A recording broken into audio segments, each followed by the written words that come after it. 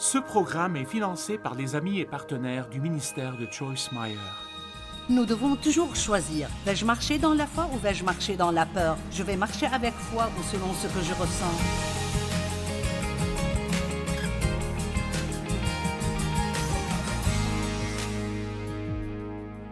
Il y a la foi et il y a la peur. La peur se présente comme un sentiment. Mais le mot peur signifie en réalité prendre la fuite ou s'enfuir. Et vous pouvez ressentir de la peur sans avoir peur.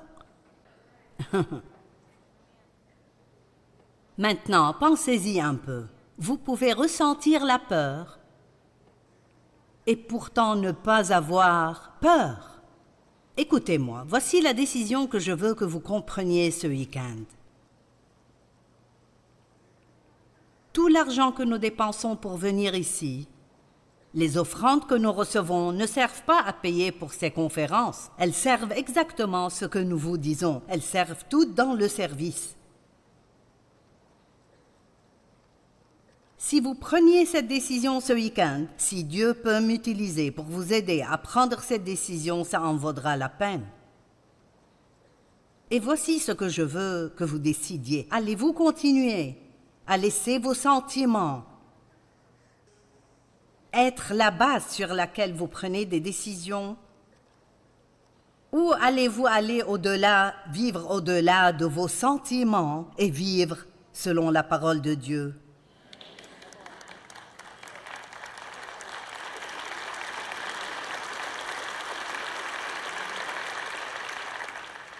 Je ressens et je ne ressens pas. Les émotions sont l'ennemi numéro 1 du croyant, à part le diable, mais il utilise les émotions, les sentiments,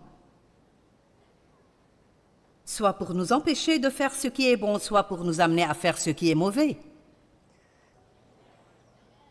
Qui est d'accord que les sentiments vous gênent beaucoup? Et les sentiments non contrôlés peuvent vous amener à prendre beaucoup de mauvaises décisions. Et vous faites des choses à cause de ces sentiments que vous regretterez ensuite pendant de nombreuses années. Vous savez, une mauvaise décision, si elle est suffisamment importante, peut changer toute votre vie. Amen. Il y a des forces opposées, la foi et la peur. La peur donne au diable accès à nos vies. La foi donne à Dieu accès à nos vies.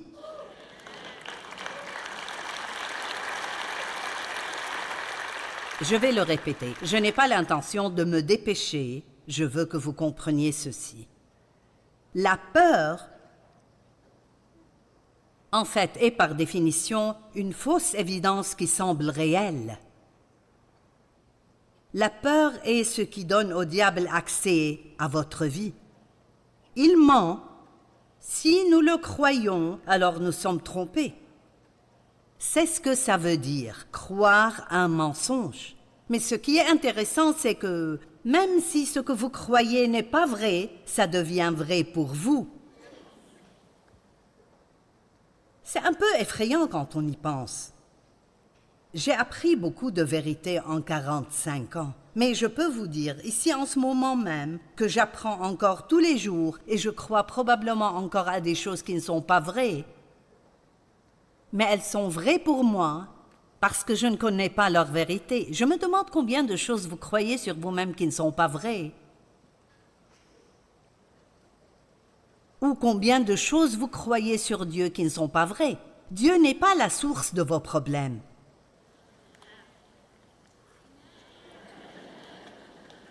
Et quand quelque chose de mauvais arrive dans votre vie, ce n'est pas parce que Dieu est en colère contre vous. Croyez-le ou non, les bons prédicateurs ne cherchent pas à prendre votre argent.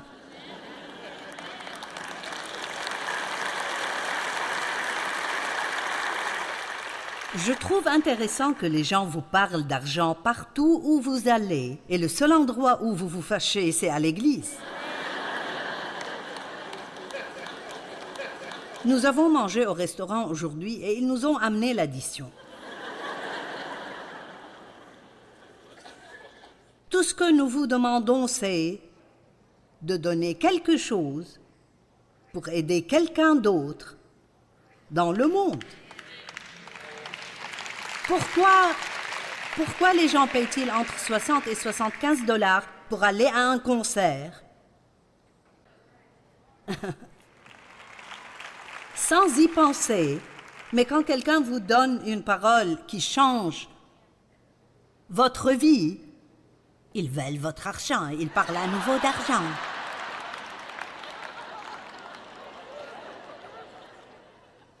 Ce n'est pas mon sujet, mais quelqu'un en a besoin.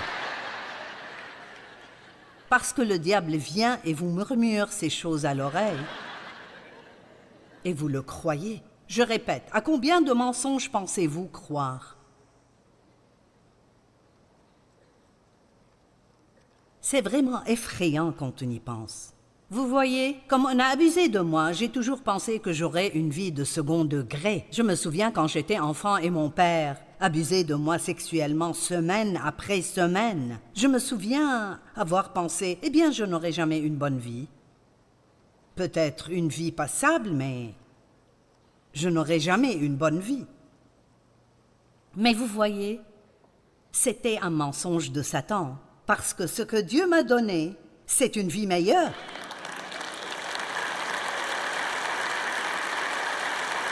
Je veux dire, sérieusement, non seulement je n'ai pas eu une mauvaise vie à cause de ça, mais Dieu a pris ce que Satan voulait faire pour le mal et l'a transformé en quelque chose de bien. Et j'ai pu l'utiliser pour aider des millions partout dans le monde.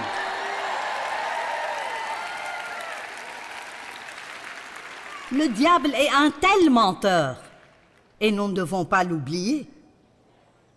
La Bible dit que nous devons combattre le bon combat de la foi. Et parfois, vous devez rester ferme et vous accrocher à votre foi parce que tout ce que vous voyez semble ne pas fonctionner et tout ce que vous ressentez semble ne pas marcher. Et il nous arrive tellement de choses qui ne semblent pas être justes. Et la vie n'est pas juste, mais Dieu l'est. J'aime enseigner sur le caractère de Dieu et j'aime chaque aspect du caractère de Dieu, mais ma partie préférée, c'est que Dieu est juste. Et cela veut dire qu'il transforme le mauvais en bon. J'aime ça. Donc, voyez-vous, les gens ne peuvent pas vous maltraiter et s'en sortir comme ça. Pas si vous gérez ça à la manière de Dieu. Et si vous ne le gérez pas à la manière de Dieu, alors oui, ils peuvent vous faire du mal. Si quelqu'un vous fait du mal et vous passez votre vie à le détester, alors le diable obtient exactement ce qu'il voulait. Mais si vous leur pardonnez, peu importe ce que vous ressentez, et si vous priez pour eux, et si vous les bénissez, vous irez même jusqu'à les aider s'ils ont besoin d'aide. Un ennemi. Aider un ennemi. Je veux dire, n'est-ce pas stupide? Mais nous vivons dans ce qui semble être un royaume à l'envers qui est en réalité à l'endroit. Les derniers seront premiers et les premiers seront derniers. Si vous voulez plus d'argent, vous devez donner. Essayez de comprendre certaines de ces choses dans votre pensée. Vous deviendrez fou en essayant de tout comprendre. Ou vous arrivez à dire, écoutez, je n'essaye plus de comprendre quoi que ce soit, mon Dieu, je le crois simplement. C'est tout. Amen. Et j'aime le fait que Dieu est juste. Je l'ai vu prendre tellement de choses dans ma vie qui étaient injustes et en faire quelque chose de bien. Et il fera la même chose pour vous, mais pas si vous êtes amer, si vous êtes susceptible et si vous vous sentez désolé pour vous-même. Écoutez, tout le monde a été blessé. Tout le monde a été blessé. Tout le monde a subi une perte. Tout le monde a vécu des choses injustes. Et si vous êtes arrivé ici et vous vous apitoyez sur votre sort parce que votre vie n'est pas comme vous le pensiez, alors je vous supplie d'arrêter ce soir. Arrêtez de vous apitoyer sur vous-même. Dites simplement au diable, non merci, je change ma vie, je vais être reconnaissant et remercier Dieu pour ce qu'il a fait dans ma vie.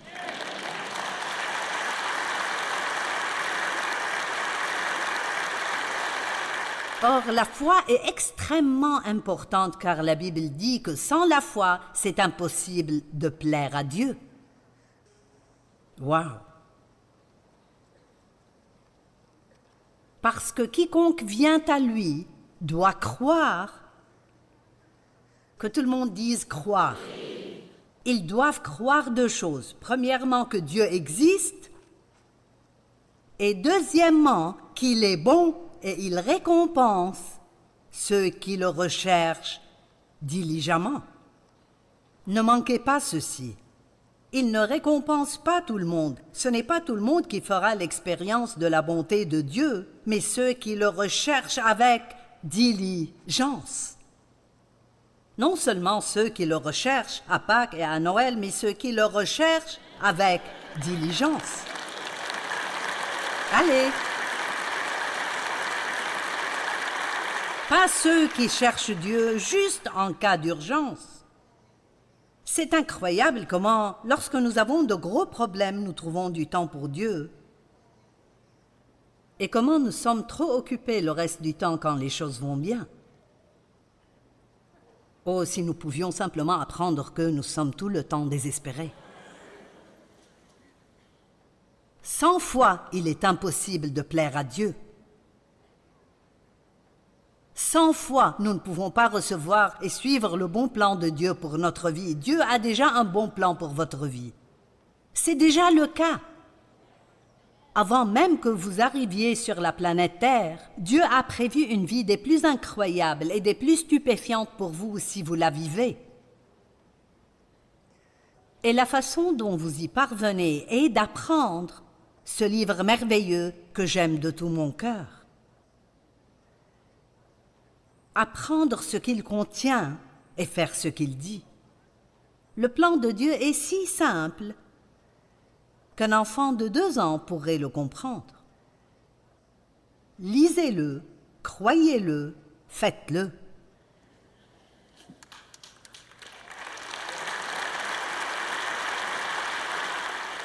J'aime le chant qu'ils ont chanté ce soir. La voix de Dieu est meilleure. Mon Dieu, c'est tellement vrai. J'ai essayé à ma manière pendant si longtemps. Combien d'entre vous ont essayé à leur manière pendant longtemps? Certains le font encore. Et c'est pourquoi vous êtes ici ce soir. Devinez quoi? Votre solution ne marchera pas et Dieu ne changera pas d'avis. Et il ne s'apitoiera pas sur vous.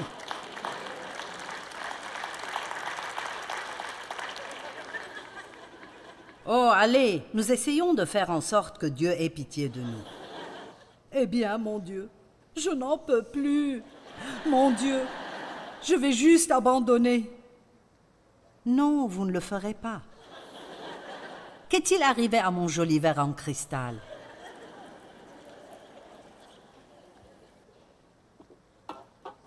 Je bois du thé très souvent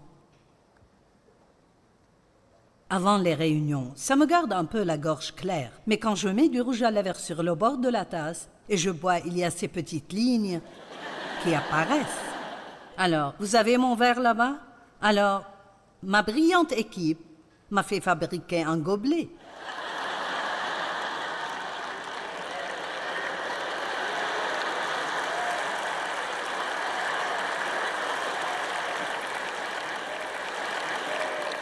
N'est-ce pas cool? J'ai dit, vous pouvez trouver n'importe quoi sur Internet. N'importe quoi. Donc, j'ai un gobelet.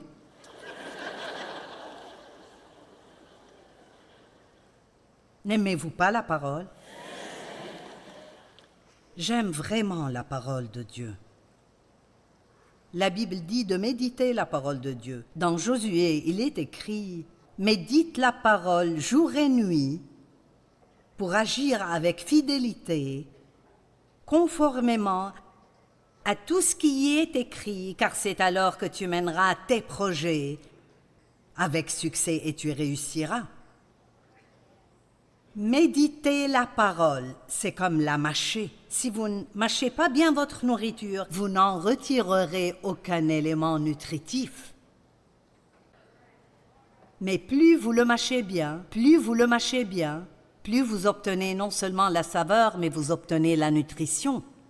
Et la parole est comme ça. La Bible dit que on utilisera pour vous la même mesure que celle dont vous vous serez servi pour l'étude de la vérité, et on y ajoutera pour vous qui écoutez. Je suis heureuse que vous soyez ici.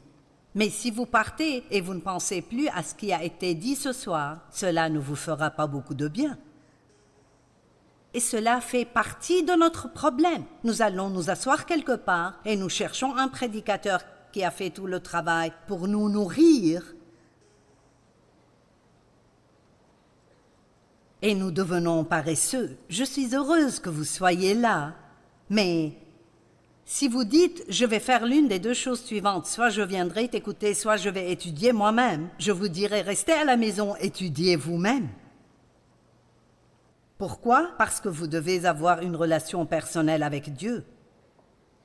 Vous devez vous rapprocher de Dieu vous-même.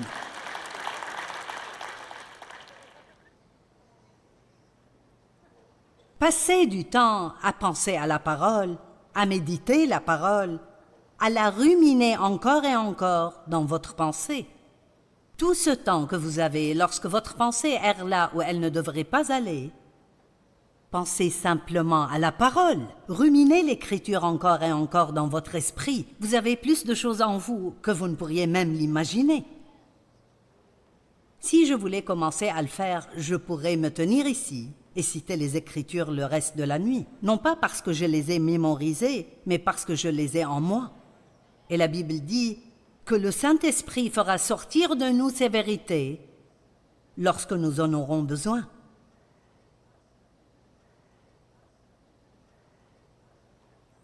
Dans Jean 6, 28 et 29, les disciples ont demandé à Jésus, et c'est une question que nous posons tous souvent, que devons-nous faire pour plaire à Dieu?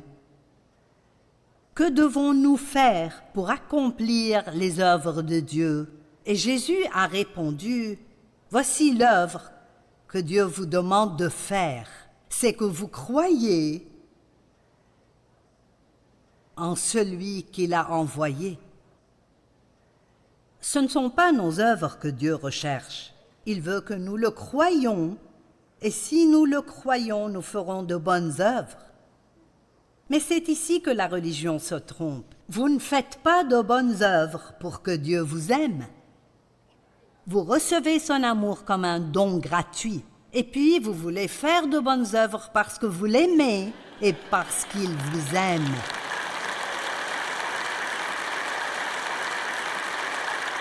Et si vous n'apprenez jamais cela, alors vous passez tout votre temps peut-être à lutter pour faire de bonnes choses, mais la raison pour laquelle vous les faites n'est pas bonne, alors vous perdez votre récompense. Parce que si notre motivation n'est pas bonne, alors nous n'obtiendrons pas la récompense. Ce qui est important n'est pas ce que nous faisons, mais la raison pour laquelle nous le faisons. Amen. Êtes-vous venu ici juste pour voir à quoi je ressemble en personne?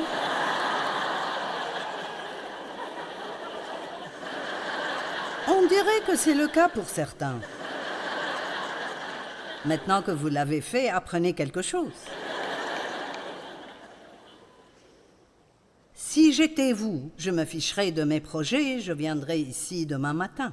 Je passerai la journée, je resterai ici et je serai là dans l'après-midi. Ça rendra le diable fou. Dites, je vais apprendre, je vais grandir, je vais être un chrétien fort, je vais te faire payer pour tout ce que tu m'as fait.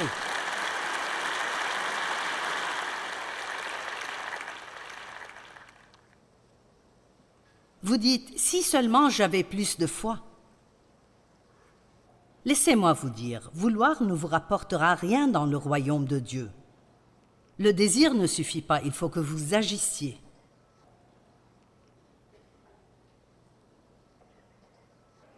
Vous avez toute la foi dont vous avez besoin. Chacun d'entre vous a toute la foi dont il a besoin pour faire quoi que ce soit et tout ce que Dieu vous a demandé de faire. Et vous avez toute la foi dont vous avez besoin pour traverser tout ce que cette vie vous réserve.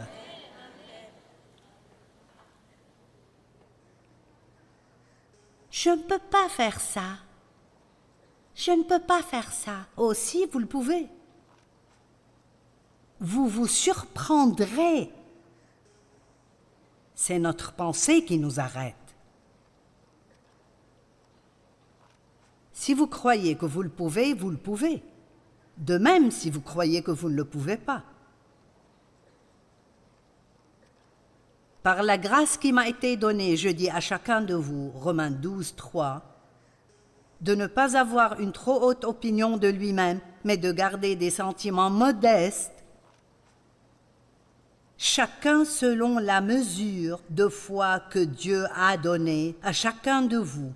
Donc, ce qu'il dit ici, c'est que, quoi que vous puissiez faire, si vous pouvez faire une bonne chose, si vous avez un talent ou un don, ne pensez jamais que cela vous rend meilleur que quelqu'un d'autre, car la seule raison pour laquelle vous pouvez le faire, c'est que Dieu vous a donné la foi pour le faire. Et laissez-moi vous dire que l'humilité est l'une des vertus les plus difficiles à acquérir et l'une des plus importantes que nous puissions développer. Ne pensez pas que vous êtes meilleur que les autres. Ne méprisez pas les autres, ne jugez pas les autres de manière critique, ne regardez pas les gens en pensant « Eh bien, je ne ferai jamais ça ». Eh bien, c'est à ce moment-là que Dieu vous laissera tomber à plat ventre. Allez, nous ne prenons pas un dessert ce soir. Nous prenons ce qu'il faut pour grandir. Amen. Et vous le voulez, vous voulez grandir. Le dessert a bon goût, mais il vous rendra malade si c'est tout ce que vous avez. Nous avons assez de foi pour faire tout ce que Dieu veut que nous fassions. Croyez-vous ceci, que vous avez en ce moment même assez de foi pour faire tout ce que Dieu veut que vous fassiez?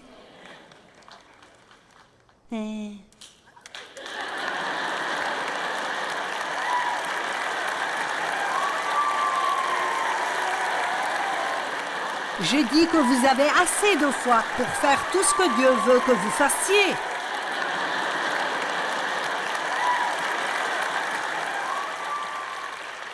J'ai vécu l'enfer quand j'étais petite. Vous voulez vous venger du diable pour tout ce qu'il vous a fait? Eh bien, commencez à être bon envers autant de personnes que possible. Bénissez tous ceux que vous rencontrez. Apprenez la parole et obéissez-y. Amen.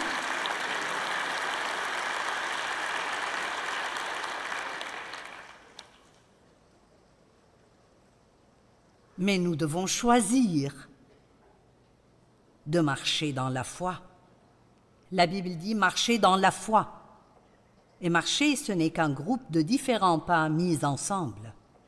Et donc, pour moi, ce sont comme des choix. Nous devons toujours choisir. Vais-je marcher dans la foi ou vais-je marcher dans la peur? Je vais marcher avec foi ou selon ce que je ressens? La foi, c'est la ferme assurance des choses qu'on espère, la démonstration de celles qu'on ne voit pas. Quand je les vois, je n'ai plus besoin de foi. La foi est l'étape entre les deux. Marc 11, 24 dit que tout ce que vous demandez, croyez que vous le recevez et vous l'obtiendrez. Mais il ne vous dit pas quand vous l'aurez. Ah, Dieu est intelligent. C'est l'écriture la plus merveilleuse quand vous la comprenez. Croyez que vous l'avez reçue, même si vous ne pouvez pas le voir, ça m'appartient. Je le crois. Chaque fois que le diable essaye de vous dire que vous n'y arriverez pas, dites-lui « si, ça viendra ». Ça viendra. Dieu est fidèle, ça viendra.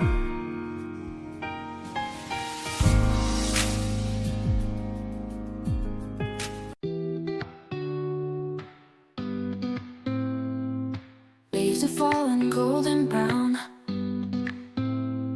whispers of autumn all around. In the chill of the morning air, I find your presence everywhere.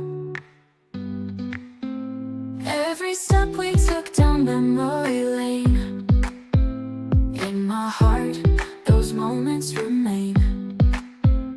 Autumn memories in the air, with every breath I feel you there. The colors of our love so true, in every shade I see you. Autumn memories, a timeless blend, in the season where our hearts ascend.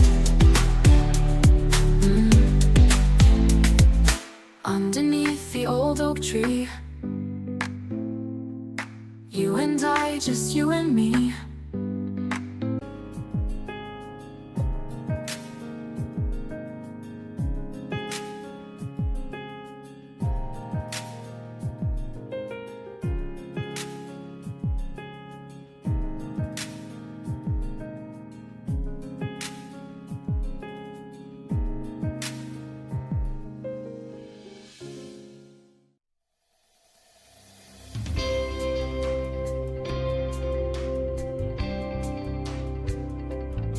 We felt at home, the breeze would play its gentle tune beneath the rising silver moon.